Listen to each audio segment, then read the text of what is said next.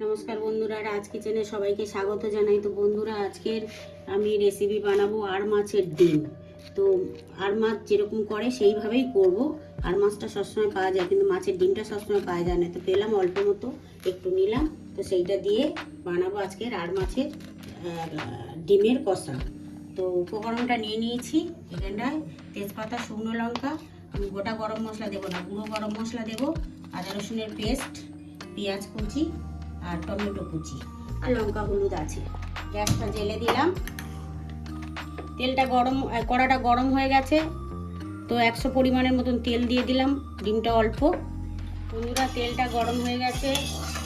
তো এবার আমি তেজপাতা, শুকনো লঙ্কাটা ফোড়নে দিয়ে দিচ্ছি।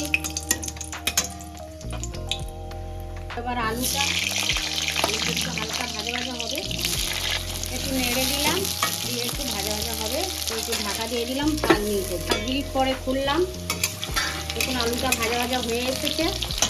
তো এবারে পেঁয়াজটা দিয়ে দেবো, পেঁয়াজ কোচানোটা।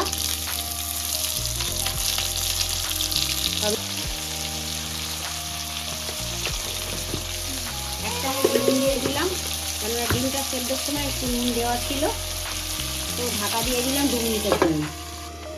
2 মিনিট পরে ঢাকাটা খুললাম।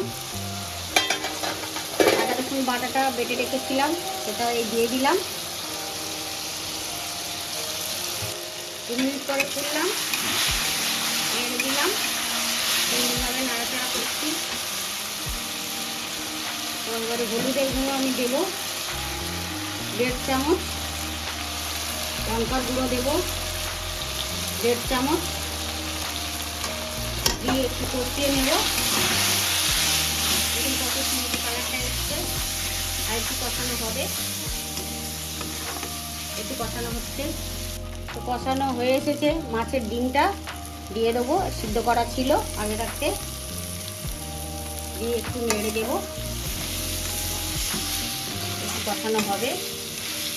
1-2 মিনিট কষাবো এটা। দেখুন এইভাবে কষাতে হবে। সিদ্ধ করা ডিম তো বেশি কষানো যাবে না, মোটামুটি অল্প একটু 2 মিনিটের মতো হয়ে গেছে।